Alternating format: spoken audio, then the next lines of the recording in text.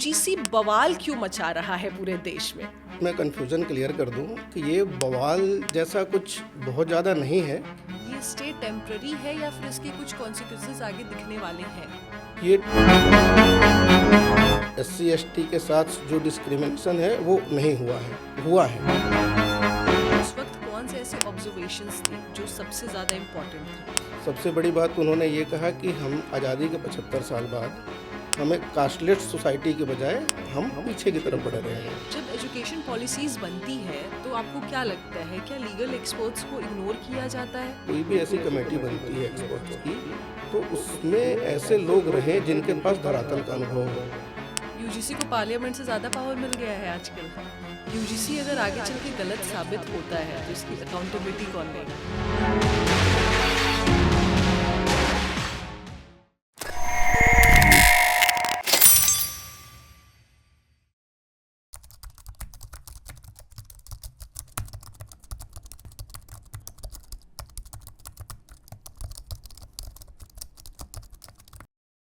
आज देश में एक बहुत बड़ा बवाल छिड़ा हुआ है, जिस बवाल का नाम है यूजीसी। ये यूजीसी क्या है, किस तरीके से ये एजुकेशन सिस्टम को बर्बाद कर रहा है या नहीं कर रहा है, स्टूडेंट्स के फेवर में है या नहीं है, क्यों इस पे रोक लगाई गई है, आखिर इसकी वजह क्या है, क्यों इसको लेकर पूरे देश में एक तरीके का खौफ आ गया है कि क्या होने वाला है स्टूडेंट्स के साथ, क्या कोई रोक लगने वाली है, क्या किसी का जोर चलने वाला है इस पर, क्या सरकार पूरी तरीके से एजुकेशन का कमांड अपने हाथ में लेने वाली है, आखिर ये माजरा क्या है। इसको लेके बहुतों के पास क्लैरिटी तो है, लेकिन अधिकांश लोगों के पास इसको लेकर कंफ्यूजन है, क्योंकि इस पे बहुत ज़्यादा कोई बात ही नहीं कर रहा है। तो इस पे बात कौन करेगा? जो इस मुद्दे से जुड़ा हुआ है, जिसने सुप्रीम कोर्ट में इस तरीके की अपील लगाई है कि इस पर रोक होना चाहिए, और सुप्रीम कोर्ट ने रोक भी लगा दी है।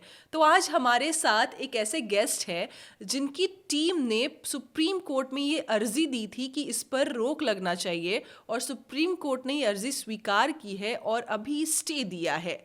तो आइए सीधे बात करते हैं सुप्रीम कोर्ट के AOR विश्वेश्वर मिश्रा जी से, जिनकी टीम ने इस अपील को दाखिल किया था कि क्यों यूजीसी पर अभी रोक लगना चाहिए। तो चलिए सीधे बात करते हैं और जानते हैं कि यूजीसी के बारे में क्या बवाल चल रहा है, क्या इससे नुकसान होने वाला है, कुछ फ़ायदा था या नहीं था। इस पर एक एक चीज़ों के बारे में बात होगी। तो अगर आप पेरेंट्स हैं तो अपने बच्चों को ज़रूर दिखाइए, अगर आप स्टूडेंट्स हैं तो अपने पेरेंट्स के साथ इस पॉडकास्ट को ज़रूर देखिए। तो चलिए शुरुआत करते हैं। थैंक यू सो मच आप आए यहाँ पर। सबसे पहले तो मुझे ये बताइए कि यूजीसी बवाल क्यों मचा रहा है पूरे देश में? देखिए, एक तो पहले तो आपको और आपके दर्शकों को नमस्कार और मुझे बुलाने के लिए धन्यवाद। मैं इसमें कन्फ्यूज़न क्लियर कर दूं कि ये बवाल जैसा कुछ बहुत ज़्यादा नहीं है। ये ना तो सरकार का सेल्फ मोटिवेटेड स्टेप है और ना ही यूजीसी का सेल्फ मोटिवेटेड स्टेप है। ये स्टेप जो है ये सुप्रीम कोर्ट के आदेश से ही निकला है। इसकी मैं थोड़ी सी जेनेसिस बता दूं। आप लोगों ने रोहित वेमुला का केस सुना होगा। उसके बाद एक केस आया था पायल तड़वी का। पायल तड़वी वो लड़की है जिसने किया था, रोहित वेमुला ने भी किया था। ये दोनों लोग अपने कॉलेज कैंपस में ही करके इनकी डेथ हुई थी। ऐसे मामले में इन दोनों की मदर ने सुप्रीम कोर्ट में एक PIL दाखिल की। उसमें इनकी मांग थी कि अभी जो डिस्क्रिमिनेशन को ख़त्म करने के प्रोविज़न्स हैं, जो लागू हैं, जो प्रभावी हैं, वो काफ़ी नहीं हैं। कोर्ट को ये आदेश देना है कि आप एक ऐसा कानून देश में लाएं जिससे कि कैंपस में असुरक्षा की भावना ख़त्म हो, हर तबके का, हर वर्ग का छात्र सुरक्षित महसूस कर सके और ऐसी घटनाएं ना हो। इस मामले में सुप्रीम कोर्ट ने यूजीसी को आदेश दिया था कि आप कोई ऐसा विनिमय लेके आइए, ऐसा रेगुलेशन लेके आइए जिससे कि डिस्क्रिमिनेशन ख़त्म किया जा सके और इक्विटी बेस्ड माहौल बनाया जा सके। इसके अनुपालन में यूजीसी ये रेगुलेशन लेके आया है। लेकिन अब इसमें इतिहास ये है कि 2012 का रेगुलेशन पहले से प्रभावी था, जो कि नाकाफ़ी था पिटिशनर्स के हिसाब से, और कोर्ट को भी वो नाकाफ़ी लगते थे। 2026 में जब यूजीसी ये रेगुलेशन लेके आई तो इन्होंने इसे स्ट्रॉन्ग बनाने के चक्कर में इसमें बहुत बड़ी खामी छोड़ दी। वो खामी क्या थी कि उन्होंने कास्ट बेस्ड डिस्क्रिमिनेशन को इसमें डिफ़ाइन किया और उसमें SC, ST, OBC को शामिल किया और जनरल को छोड़ दिया। इसके हिसाब से general category caste based discrimination कर ही नहीं सकती। वो हमेशा ऑपरेसर रहेंगे और विक्टिम हमेशा या तो SC ST कैटेगरी का होगा या OBC कैटेगरी का होगा। उसके अलावा डिस्क्रिमिनेशन के जो बाकी पुराने ग्राउंड्स थे, जिसमें कि दिव्यांगता है, जिसमें कि नस्ल है, रंग भेद है, प्लेस ऑफ बर्थ है, रंग भेद खैर नहीं है, नस्ल भेद है, प्लेस ऑफ बर्थ है, एट्सेट्रा है, जो भी आर्टिकल 15 में जितने भी हैं वो सारे हैं, एक दिव्यांगता नया जोड़ दिया गया है। लेकिन इसमें जो सबसे बड़ी कमी थी वो यही थी कि जनरल कैटेगरी को आप कल्प्रिट बना दीजिए, बाकी को आप विक्टिम छोड़ दीजिए। तो इसलिए ये बवाल मचा था और उसके विरोध में ये याचिका सुप्रीम कोर्ट में गई, जिस पे कि सुप्रीम कोर्ट ने फौरी तौर पे रोक लगाई है। ये स्टे टेम्पररी है या फिर इसके कुछ कॉन्सिक्वेंसेस आगे दिखने वाले हैं?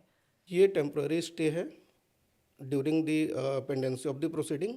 इसमें हुआ ये है कि हमारी जो याचिका है इस रेगुलेशन के अगेंस्ट, वो याचिका जोड़ दी गई है उस PIL से जो कि रोहित वेमुला और पायल तड़वी के केस में चल रही है। तो अब इन दोनों का निस्तारण साथ साथ होगा और इसमें केंद्र सरकार और UGC को अपना जवाब फाइल करना है कि सुप्रीम कोर्ट ने कुछ क्वेश्चन उठाए हैं उसमें कि कास्ट बेस्ड डिस्क्रिमिनेशन को आपने कैसे डिफाइन किया, इसके मिसयूज की संभावना से इनकार नहीं किया जा सकता। तो इन चीज़ों का जवाब UGC और केंद्र सरकार कोर्ट में देने वाली है अगली सुनवाई पे। दर्शक ये भी जानना चाहेंगे कि जो अपील करने वाली टीम है जिसमें आप भी हैं, ये टीम का वहाँ पे क्या ग्राउंड है, किस तरीके, क्यों उन्होंने अपील किया, क्या उनके मन में आया और उनको लगा कि ये अपील करना चाहिए? देखिए, ये रेगुलेशन जब नोटिफाई हुआ तो हमारे संज्ञान में आया और हमें देखते ही इसमें जो सेक्शन 3C इसका था, सेक्शन नहीं कहेंगे, पैरा 3C कहेंगे क्योंकि ये कानून नहीं है, तो उसमें कास्ट बेस्ड डिस्क्रिमिनेशन की बात की गई, जिसमें जनरल कैटेगरी को बाहर रखा गया और बाकी को अंदर रखा गया, OBC का नया इंक्लूज़न किया गया। तो हमारे पास डेटा है, ऐसा नहीं है कि SC ST के साथ जो डिस्क्रिमिनेशन है वो नहीं हुआ है। लेकिन आप किसी एक वर्ग को टोटली लेफ्ट आउट कर देंगे तो ये चीज़ सही नहीं लगी। संविधान का अनुच्छेद 14 इक्वल प्रोटेक्शन ऑफ लॉ की बात करता है और एक छात्र जो किसी भी कैटेगरी का हो, अगर वो यूनिवर्सिटी में कदम रख रहा है या कॉलेज कैंपस जा रहा है तो इक्वल प्रोटेक्शन ऑफ लॉ उसे भी होना चाहिए। तो इसलिए हमें लगा कि हमें इसके खिलाफ सुप्रीम कोर्ट जाना चाहिए। तो हमारी टीम ने BHU में ही पढ़ रहे हमारे एक जूनियर छात्र से संपर्क किया, मृत्युंजय तिवारी। उन्होंने याचक बनना स्वीकार किया। उनको याची बना के हमारी टीम ने पिटीशन तैयार करके हमने सुप्रीम कोर्ट में फाइल करके हमारे साथ 2-3 पिटीशन और फाइल हुई थी। जिस दिन इसकी सुनवाई हुई उस दिन टोटल 3 पिटीशन थी, जिसमें लीड पिटिशनर हम ही थे, Mrityunjay Tiwari versus union of India 101 of 2026। इसमें सुप्रीम कोर्ट ने बाकी दोनों पिटीशन को साथ साथ सुनते हुए स्टे दे दिया। आपने अभी आर्टिकल 14 की बात की, तो क्या जो UGC के जो नए रूल्स और रेगुलेशंस बन रहे थे, क्या वो आर्टिकल 14 या 21 से टकरा रहे हैं? बिल्कुल, आर्टिकल 14 और 21 से ये बिल्कुल टकरा रहे थे। Article 14 equal protection of laws की बात करता है, तो लॉ का प्रोटेक्शन सबको इक्वली मिलना चाहिए, चाहे वो दलित छात्र हो, चाहे वो सामान्य वर्ग का छात्र हो या अन्य पिछड़ा वर्ग का छात्र हो। लेकिन यहाँ पे ये मान लिया गया कि जनरल कैटेगरी का छात्र कभी डिस्क्रिमिनेशन कर ही नहीं सकता। अच्छा, हमने अपने पिटीशन में डिस्क्रिमिनेशन के दृष्टांत लगाए हैं।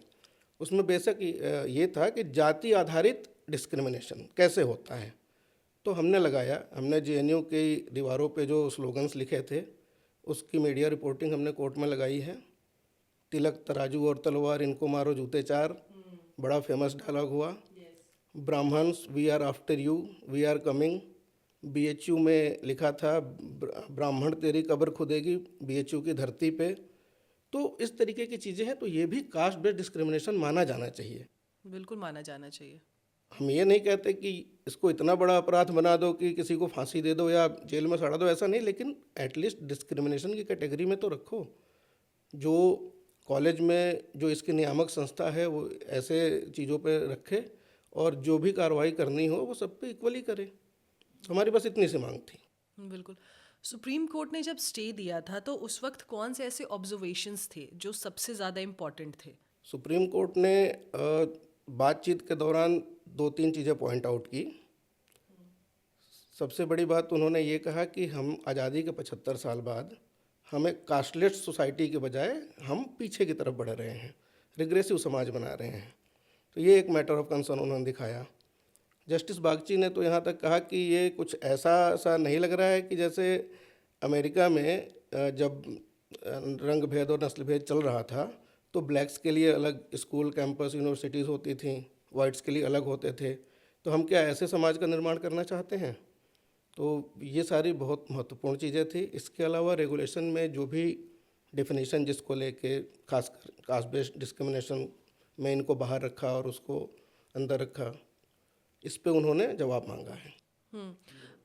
क्या ये जो यूजीसी एक्ट का ये स्टे है या फिर जो आगे आने वाले कॉन्सिक्वेंसेज है, इसका असर प्राइवेट और डीम्ड यूनिवर्सिटी पर भी पड़ेगा? इम्पैक्ट कुछ पड़ेगा? हाँ हाँ, उच्च शिक्षा से संबंधित जितने भी संस्थान हैं वो सारे के सारे यूजीसी के अंदर आते हैं।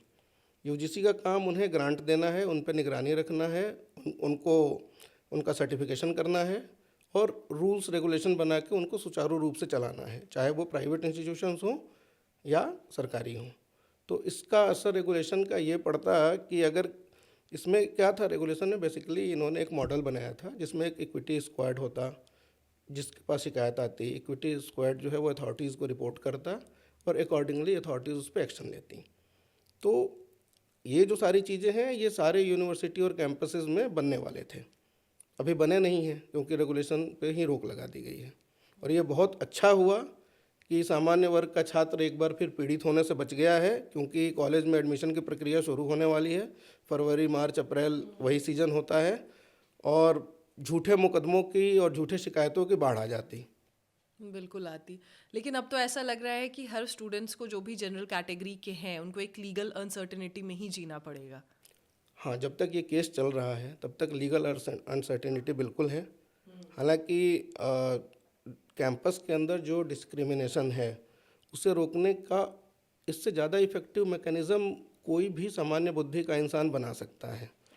इस बार गलती हुई है यूजीसी रेगुलेशंस बनाने वालों से और ये कोर्ट की नज़र में है और हमारी तैयारी इतनी पूरी है कि सेक्शन 3C के अलावा एंटायर रेगुलेशन भी क्वैश हो सकता है, क्योंकि इसकी ड्राफ्टिंग बहुत ही लचीली हुई है। अगर आप शुरू में देखेंगे तो इन्होंने 6 ग्राउंड दिखाए हैं, नीचे आएंगे वो ग्राउंड बढ़ के 7 हो जाएंगे। EWS के छात्रों को भी एक जगह इन्होंने इंक्लूड कर दिया है। तो बहुत ही ज़्यादा कंफ्यूजिंग है ये। अगर इसकी डिटेल स्टडी की जाए तो एक सामान्य बुद्धि का आदमी इसमें 10 कमियां निकाल देगा और कहेगा कि जाकर ड्राफ्ट दोबारा लिख के ले आओ। और कोर्ट में भी यही होने वाला है। इन चीज़ों को, जो इनमें कमियां हैं, जो चीज़ें हैं, वो हम लोग अगली सुनवाई में कोर्ट में हाईलाइट करने वाले हैं। जो आपने ये लचीलेपन की बात की, ड्राफ्टिंग की, तो यानी इस सब चीज़ों को देखकर और जो भी खबर आई उसको देखकर तो ऐसा लग रहा है कि जो ये ड्राफ्ट बनाया गया ये ग्राउंड रियलिटी से बिल्कुल ही डिसकनेक्टेड है। बिल्कुल, ये ड्राफ्ट जो है ग्राउंड रियलिटी को देख के बनाया ही नहीं गया। इसमें केवल एक वर्ग को टारगेट करके बाकी वर्ग को पीड़ित बना दिया गया। स्ट्रॉन्ग मैकेनिज्म कुछ भी नहीं था। ये बस ऐसा था कि एक जनरल कैटेगरी का स्टूडेंट पहले दिन कॉलेज जाए और पहले ही दिन उसे जेल जाना पड़े, ये कंडीशन ऐसी हो गई थी। क्या ये आपको लगता है कि स्टूडेंट्स के लिए या फिर एजुकेशन सिस्टम के लिए एक वेकअप कॉल है कि अब जाग जाना चाहिए और अब कुछ कास्टलेस चीज़ों पे काम करना चाहिए? बिल्कुल, कास्टलेस सोसाइटी की ओर ही हमें बढ़ना चाहिए, जैसा कि सुप्रीम कोर्ट ने भी ऑब्जर्व किया। अब मैं आपको बताता हूँ यूनिवर्सिटी और कॉलेजेस में बेसिक प्रॉब्लम क्या होती है। हम सभी गए हैं। सबसे बड़ी प्रॉब्लम है रैगिंग की। रैगिंग जो है वो इतनी बड़ी प्रॉब्लम थी कि रैगिंग की वजह से हुए, रैगिंग की वजह से कितने लोगों ने पढ़ना छोड़ दिया। मैं अपने जब स्टूडेंट टाइम में था तो मेरे कई सारे ऐसे दोस्त थे जिन्होंने बीटेक वगैरह से ड्रॉप आउट इसलिए ले लिया क्योंकि वो लोग रैगिंग फेस नहीं कर पाए। तो वो प्रॉब्लम थी और उसको पिछले रेगुलेशन में एड्रेस भी किया गया था। लेकिन हैरानी और कमाल की बात है कि 2026 के रेगुलेशन में रैगिंग वर्ड को ही ओमिट कर दिया गया। रैगिंग था ही नहीं। अब इससे सिचुएशन ये बनती है कि अगर एक जनरल कैटेगरी का स्टूडेंट पहले दिन कैंपस में एंट्री करता है, एक सीनियर छात्र ने उसकी रैगिंग की और अगर उसने उस रैगिंग की शिकायत कहीं जाके की और गलती से अगर वो सीनियर छात्र शेड्यूल कैटेगरी का निकला तो वो उल्टा उसके ऊपर डिस्क्रिमिनेशन का आरोप लगा सकता है, और इस स्टूडेंट के पास कोई रास्ता नहीं है, कोई चारा नहीं है। He is remediless. बहुत बड़ी बात है ये, बहुत बड़ी बात है। और इसी कारण मुझे लगता है कि बहुत स्टूडेंट भी कर लेते हैं और वो खबरें न्यूज़ में भी नहीं आती है। हाँ, और इसमें यह है कि स्टूडेंट्स की प्रॉब्लम को ठीक से एड्रेस करना ही यूजीसी का कंसर्न होना चाहिए था, जिसमें कि रैगिंग है या बुली करना है, सीनियर जूनियर के बीच में सामंजस्य कैसे बैठेगा, कॉलेज में एक हेल्दी इन्वायरमेंट कैसे तैयार होगा। इसके लिए कोर्ट ने ये भी ऑब्जर्वेशन दिया कि इसके लिए कमेटी फॉर्मुलेट होनी चाहिए जिसमें सोशल इंजीनियर्स, थिंकर्स और डेटा साइंटिस्ट ये लोग लगे, ये देखें कि ये ऐसी कितनी घटनाएं हो रही हैं जो केवल कास्ट बेस्ड है। एक्चुअली क्या है कि ये जो रेगुलेशन है, उन्होंने जाति आधारित भेदभाव इस पे सबसे ज़्यादा जोर दे दिया, और बाकी के भेदभाव को उन्होंने ठीक से एड्रेस नहीं किया। जबकि जाति आधारित भेदभाव एक छोटी समस्या है, इतनी बड़ी समस्या नहीं थी जितनी बड़ी समस्या रैगिंग की है, जितनी बड़ी समस्या कॉलेज में सुरक्षा की है, जितनी बड़ी समस्या वहाँ पे एक हेल्दी इन्वायरमेंट बनाने की है। जब एजुकेशन पॉलिसीज़ बनती है तो आपको क्या लगता है, क्या लीगल एक्सपर्ट्स को इग्नोर किया जाता है? नहीं, मुझे नहीं लगता कि लीगल एक्सपर्ट्स को इग्नोर किया जाता है। एजुकेशन पॉलिसी में सभी होते हैं, लेकिन कई बार क्या होता है कि लोग प्रैक्टिकल सोचना छोड़ देते हैं। उन्होंने जो देखा होता है, एक्चुअली क्या है कि अगर कोई विदेश से पढ़ के आया हो, वो वहाँ के इन्वायरमेंट से इन्फ्लुएंस रहेगा। कोई अगर किसी पर्टिकुलर समाज से आता है और ज़्यादा दुनिया उन्होंने नहीं देखी है, तो वो उसी के स्फीयर में रह जाते हैं। तो इसलिए इनको चाहिए कि अगर कोई भी ऐसी कमेटी बनती है एक्सपर्ट्स की, तो उसमें ऐसे लोग रहें जिनके पास धरातल का अनुभव हो, जिनके पास केवल हवाई या किताबी ज्ञान ना हो। तो वो लोग अगर पॉलिसी बनाएंगे, हमने सुप्रीम कोर्ट में भी कहा ये बात कि we can propose a better draft to UGC. Yes. जैसे अब बहुत सारे पेरेंट्स ना और स्टूडेंट्स भी न्यूज़ नहीं देखते हैं कि उनको लगता है कि उनके मतलब का नहीं है जो चल रहा है, उनको लगता है पॉलिटिक्स का ही चल रहा है। लेकिन अब जब ये चीज़ें चल रही हैं और अभी स्टे लगा है, इट्स अ टेम्प्रेरी, अभी आने वाले समय में भी इसका फैसला होना बाकी है, तो क्या स्टूडेंट्स और पेरेंट्स को लीगली अवेयर रहना चाहिए अपनी जो अथॉरिटी है, अपनी प्रायोरिटी है, और उनकी चीज़ों को लेकर के अवेयर रहना चाहिए, और किस तरीके बिल्कुल से बिल्कुल रहें? अवेयर रहना चाहिए। स्टूडेंट्स जब कॉलेज में एडमिशन कराते हैं तो उनसे बहुत सारे डिक्लेरेशन लिए जाते हैं, एंटी रैगिंग की एफिडेविट ली जाती है। तो उनको ये देखना चाहिए कि ये क्यों लिया जा रहा है, और रूल्स एंड रेगुलेशंस को स्टडी करके ही उन्हें कॉलेज कैंपस में कोई एक्टिविटी करनी चाहिए। एक्चुअली क्या है कि कानून की जो पढ़ाई है वो हमारे देश के सामान्य सिलेबस में नहीं है। हमें छोटी क्लासेज में और 9, 10, 11, 12 में थोड़ा बहुत संविधान, मूल अधिकार, मूल कर्तव्य पढ़ा के इसे बंद किया जाता कर दिया जाता है। मेरे विचार से बेसिक एलिमेंट्री कानून का ज्ञान जो है सबको देना चाहिए, और सरकार को अपनी शिक्षा नीति में थोड़ा सा बदलाव करके इसे भी इम्प्लीमेंट करना चाहिए। यूजीसी को पार्लियामेंट से ज़्यादा पावर मिल गया है आजकल।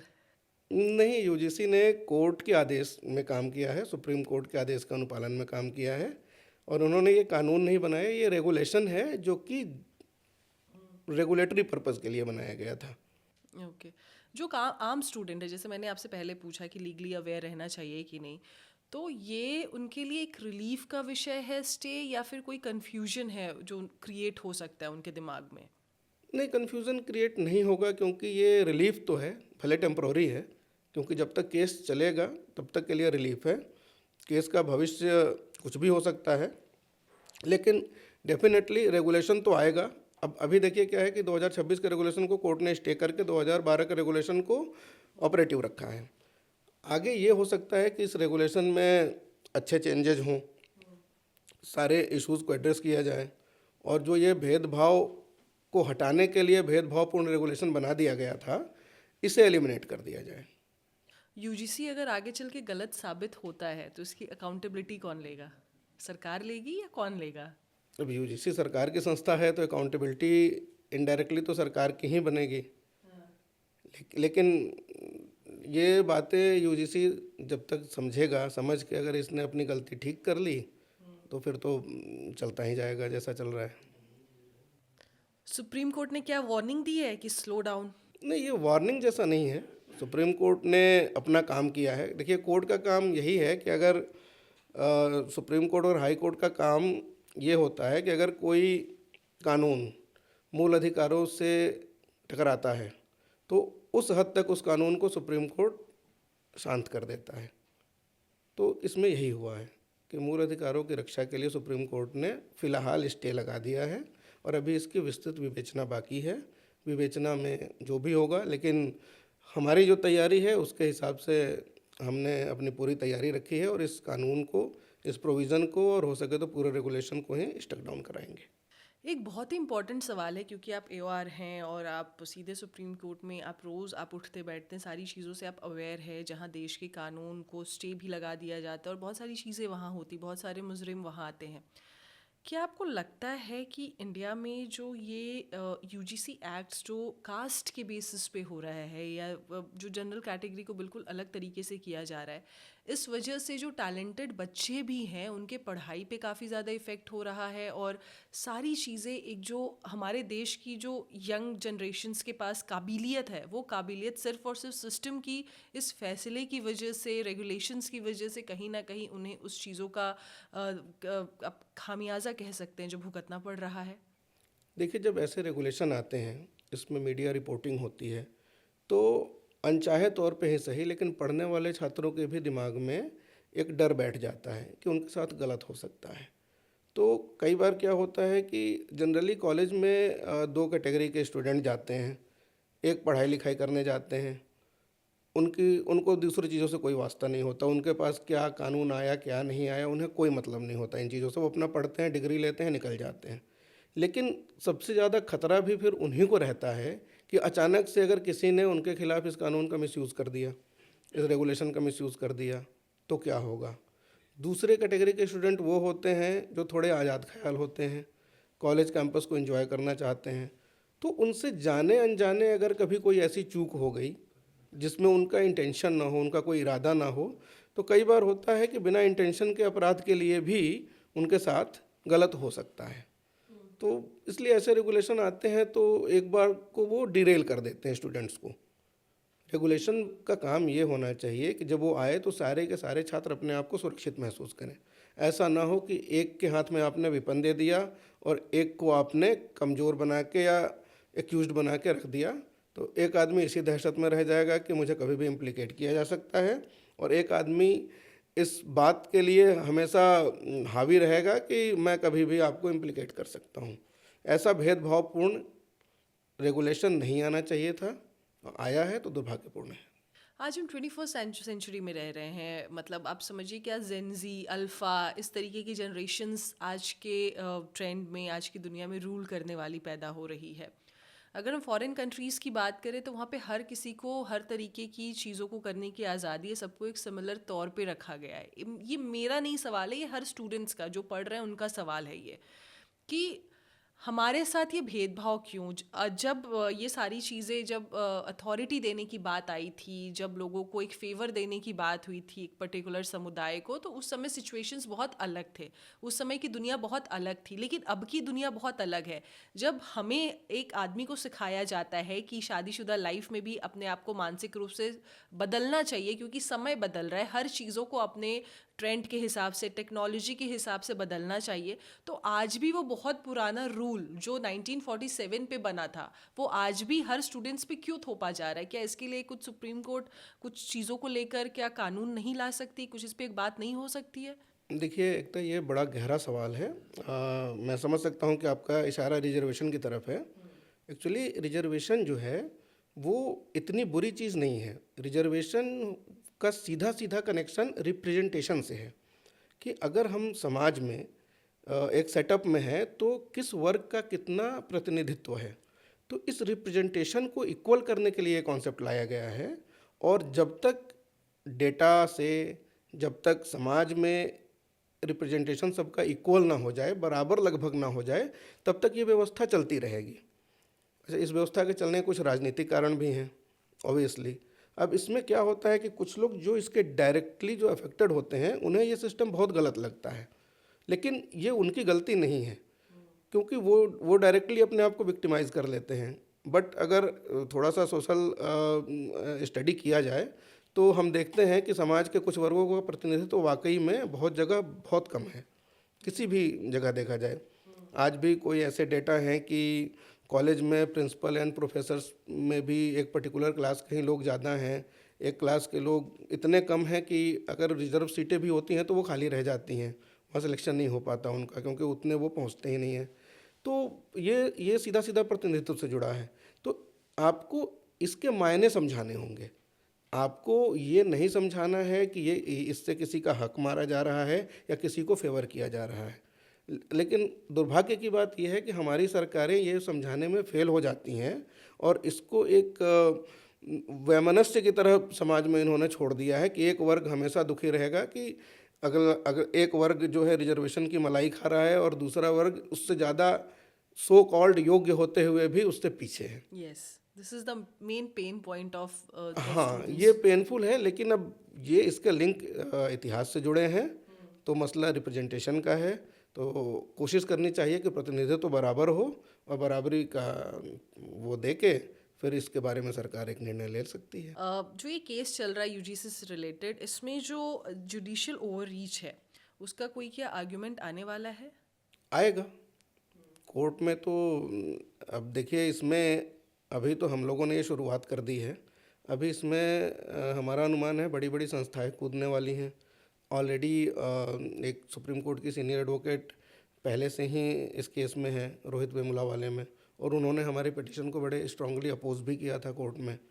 हालांकि कोर्ट उनकी बात से कन्विंस नहीं हुई, लेकिन आगे और भी लोग आने वाले हैं और इसमें आर्गूमेंट्स बहुत ज़्यादा होने वाले हैं और कोर्ट ये डिसीजन लिखवाते लिखवाते बहुत ही ज़्यादा टाइम लग सकता है।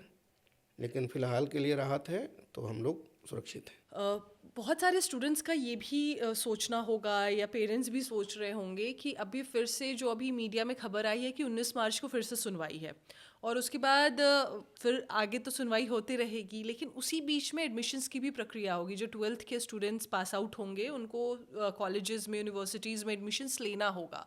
तो उस समय क्या ऐसा होता है कि स्टूडेंट्स की जो एडमिशन्स की प्रक्रिया रहेगी उस पर कुछ रोक लग सकती है या उनको रुकना पड़ सकता है, कुछ इस तरीके की भी चीज़ें सामने आएंगी? नहीं, ये इस रेगुलेशन का सीधा लिंक एडमिशन की प्रक्रिया से बिल्कुल नहीं है। यह रेगुलेशन इफ़ेक्टिव तब होगा जब छात्र एडमिशन लेने के बाद कॉलेज कैंपस में एंट्री करेगा।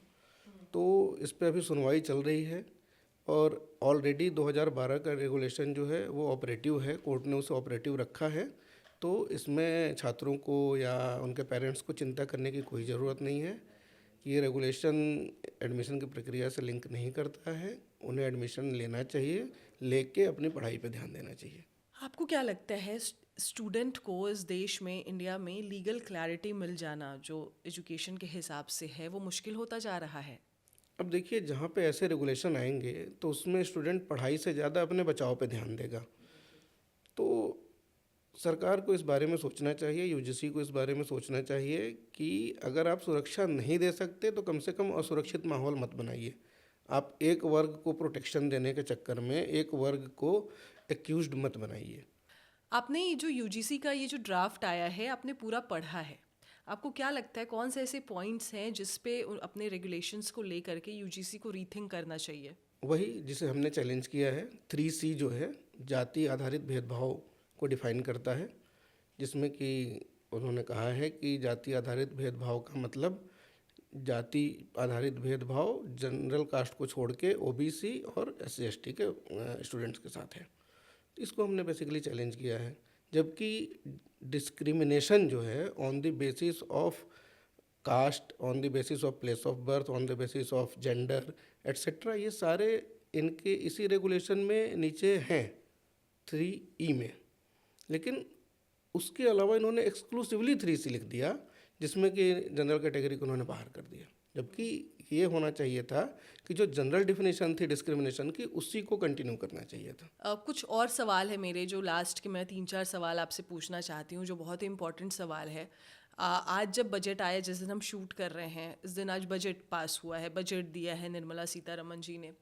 उसमें आत्मनिर्भर भारत बनाने की फिर से बात चली है, मेडिकल टूरिज्म की बात चल रही है, अलग अलग सेक्टर्स में किस तरीके से सरकार मदद करेगी उस पर बात चल रही है। लेकिन इन सब का जो रूट है वो एजुकेशन है।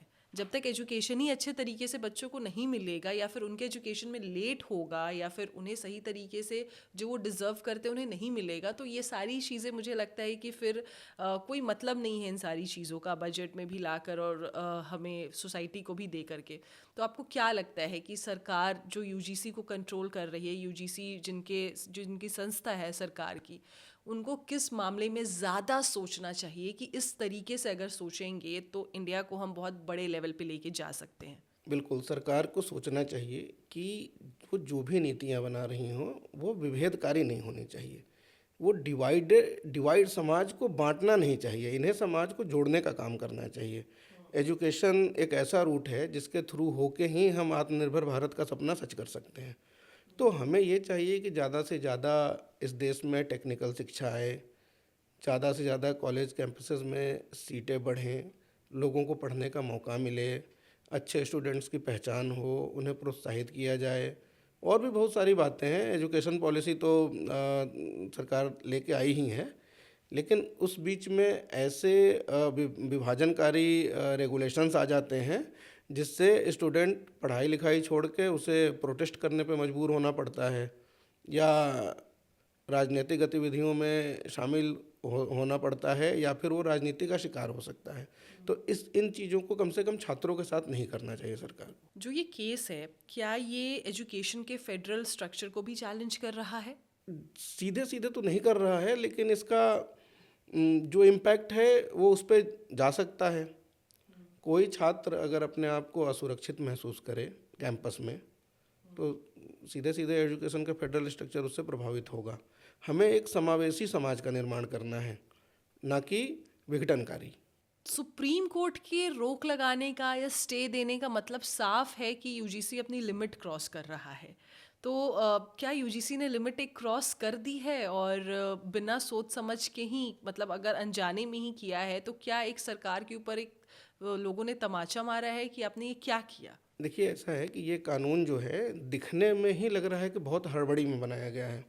सुप्रीम कोर्ट ने कहा कि इसकी भाषा वेग है, लेकिन वेग क्या है, उनके इंटेंशंस बिल्कुल क्लियर थे कि किस वर्ग को सुरक्षा देनी है और किस वर्ग को एक्यूज्ड बनाना है। मतलब ये कानून ऐसा था जिसमें ये लगे कि हमने जनरल कैटेगरी में जन्म लेके अपराध कर दिया है।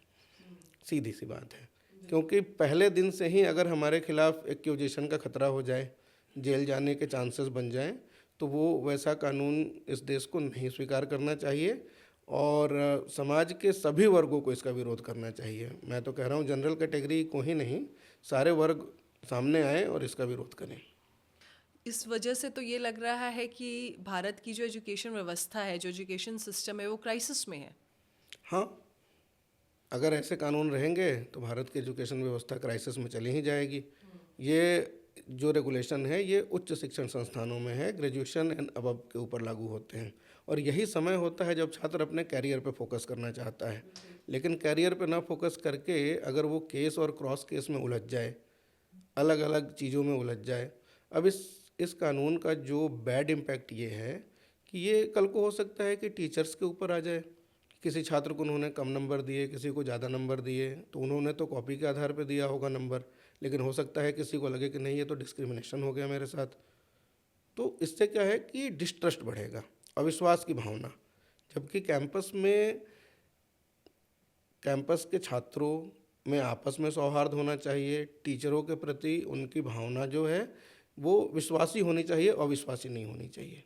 लेकिन ये कानून जो है इस भेदभाव को भी उभार रहा था। और बच्चों को एज अ लीगल एक्सपेरिमेंट के तौर पे, उनकी पढ़ाई को लीगल एक्सपेरिमेंट के तौर पे भी लिया जाने लगा है आजकल।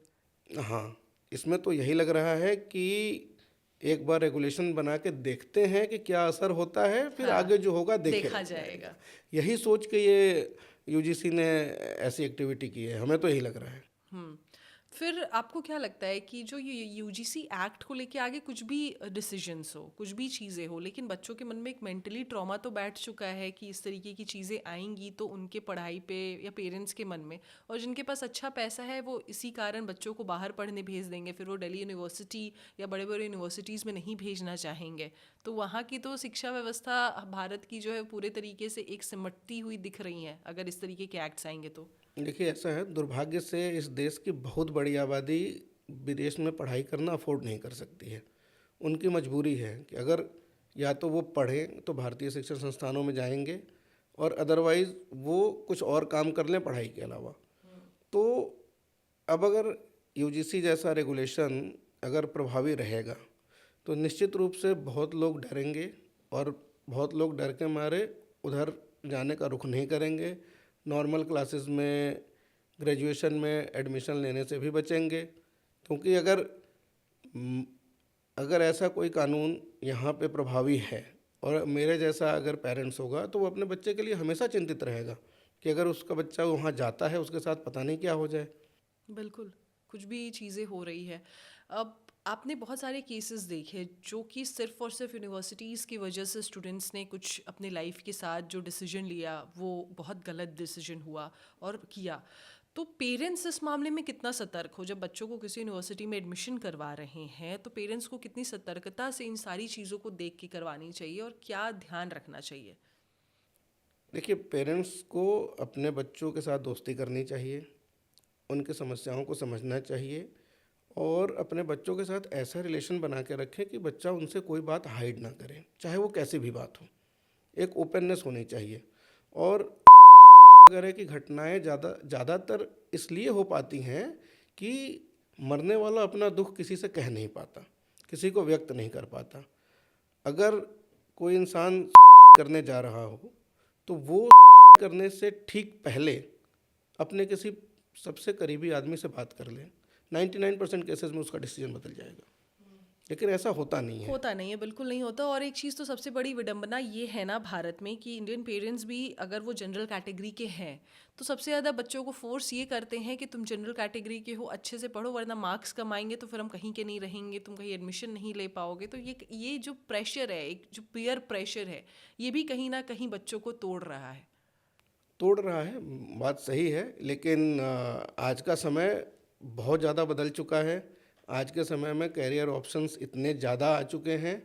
एक एक समय था कि स्टूडेंट्स के पास पढ़ने के अलावा कोई काम नहीं था, वो कुछ नहीं कर सकते थे, बिजनेस अपॉर्चुनिटीज़ नहीं थी, देश में टेक्नोलॉजी नहीं थी। लेकिन सबसे बड़ा टेक्नोलॉजी, डेटा, इंफॉर्मेशन और सोशल मीडिया और बाकी चीज़ों ने इस मिथक को तोड़ा है कि अगर स्टूडेंट ट्रेडिशनल पढ़ाई नहीं भी करता है तो वो बहुत कुछ कर सकता है अपने कैरियर में। तो मेरी सलाह यही रहेगी कि बच्चा अपना इंटरेस्ट फाइंड करे, पेरेंट्स उसकी मदद करें कि देखें कि बच्चे का इंटरेस्ट किस फील्ड में जा रहा है, उस हिसाब से वो सोचे और उसे आगे बढ़ने दे, फ्लो करने दे। अब जो है कैरियर लिमिटेशंस नहीं रह गई हैं। बिल्कुल। एक आखिरी सवाल आपसे। आपने बहुत डीप जाकर इन चीज़ों को देखा है और स्टे लगवाने में मदद भी की है, तो बहुत से लोग आपके शुक्रगुजार भी हैं। आपको क्या लगता है कि जो ये यूजीसी रेगुलेशंस एक्ट आया था वो इंडिया के एजुकेशन सिस्टम के लिए कितना बड़ा अभिशाप था, और क्या ये आगे कॉन्सिक्वेंसेस पैदा कर सकता है? ये एक्ट बहुत ही ज़्यादा घातक एक्ट है। मैं आपको एक रोचक बात बताता हूँ। अंग्रेज़ों के टाइम पे एक कानून हुआ करता था, क्रिमिनल ट्राइब्स एक्ट। उसमें क्या था कि कुछ जातियों का नाम लिखा था, उनका प्रिजम्पशन ये था कि अगर इस जाति का शख्स है, उसके खिलाफ कंप्लेंट हुई है तो वो अपराधी है। जैसे मुसहर, कोल, ये सारी जातियाँ हुआ हाँ, करती मैं थी। नाम नहीं लेना चाहूँगा पॉडकास्ट में किसी भी जाति का। अगर जिसको देखना हो, criminal tribes act 1871 I think वो है। नहीं, अभी हमने तथागत का एक शो किया है, जी जी। उसमें ये सारी चीज़ें बताई गई, तो मुझे भी पता है। तो वो प्रिजम्पशन था कि अगर एक पर्सन पर्टिकुलर जाति का है तो वो बाय डिफ़ॉल्ट अपराधी है। यस। और सेम उसी का रिपीटेशन इन्होंने ये 2026 के रेगुलेशन में किया था कि अगर जनरल कैटेगरी का है तो वो अपराधी है। तो ये जो रिप्लिकेशन इन्होंने किया था ये बहुत ही ज़्यादा घातक था, और ये शिक्षा व्यवस्था पे भी चोट थी, सामाजिक समरसता पे भी चोट थी, और सबसे बड़ी बात है कि कैंपस के अंदर ये शांति स्थापित करने की जगह पे ये बढ़ावा देने की कोशिश थी कि इससे माहौल ख़राब हो। तो इसीलिए हमने इस एक्ट का पुरजोर विरोध किया है और ये रेगुलेशन प्रभावी नहीं रहने देंगे। हमारी लीगल टीम पूरे दमखम से लगी है और समाज के बाकी वर्गों से भी मेरी विनती है कि कॉलेज कैंपसेस में, यूनिवर्सिटीज़ में समरसता बनाए रखने के लिए इसका विरोध करें। अगर दूसरी कैटेगरी के लोग आके अगर इसका विरोध करेंगे तो इसका इम्पैक्ट ज़्यादा होगा, क्योंकि कहीं ना कहीं जनरल कैटेगरी के होने की वजह से हमें थोड़ा बहुत बायस मान लिया जाता है। लेकिन बात यहाँ बायसनेस की नहीं है, बात यहाँ पे सौहार्द की है। बिल्कुल सही बात है। थैंक यू सो मच, आपने बहुत सा अच्छा इन्फॉर्मेशंस दिया जो लोगों के लिए बहुत ज़रूरी था जानना। तो अगर अभी तक आपके मन में यूजीसी को लेकर कोई कन्फ्यूजन था या आपके दिमाग में ये चल रहा था कि क्या है ये, तो आज ये आपके दिमाग में क्लियर हो गया होगा कि ये बहुत ही घातक रेगुलेशन एक्ट आया है जिसके कारण बहुत सारे बच्चों को सफ़र करना पड़ सकता है। ये जो बच्चों में एक आप समझ सकते हो कि जो ये गलत चीज़ें बढ़ रही थी वो चीज़ें और ज़्यादा बढ़ सकती हैं, और अगर इसका ध्यान हम और आप नहीं देंगे तो चाहे कितनी भी याचिकाएं दाखिल की जाए वो सब खारिज हो जाएंगी। अगर आपने भी विरोध नहीं किया तो आप कहीं पे भी हैं, देश के किसी भी हिस्से में हैं, इस एक्ट का ज़रूर विरोध करें, क्योंकि जो हमारे हक के लिए अच्छा नहीं है वो बिल्कुल भी सही नहीं है। आपके बच्चों के लिए, आपके लिए, इस देश के लिए, देश की एजुकेशन व्यवस्था के लिए इस एक्ट का नहीं होना बहुत ज़्यादा ज़रूरी है, या फिर इस एक्ट को फिर से लिखा जाए। यही सुप्रीम कोर्ट में जिन्होंने याचिका दाखिल की है, जो टीम ने याचिका दाखिल की है, ये उनकी विनती है और आशा है कि आगे सुप्रीम कोर्ट इस पर पूरी तरीके से रोक लगाएगी अगर ड्राफ्टिंग यही होगा तो। मिलते हैं अगले पॉडकास्ट में कुछ अनफिल्टर्ड वे में। अगर यूजीसी को लेकर आपके दिमाग में कुछ सवाल है और आप जानना चाहते हैं तो हमें लिख भेजिए, हम ज़रूर आंसर लेकर आप तक पहुंचाएंगे। Thank you so much for watching this podcast. Thank you so much, आप आएँ और बहुत अच्छी जानकारी दी आपने। थैंक यू, धन्यवाद।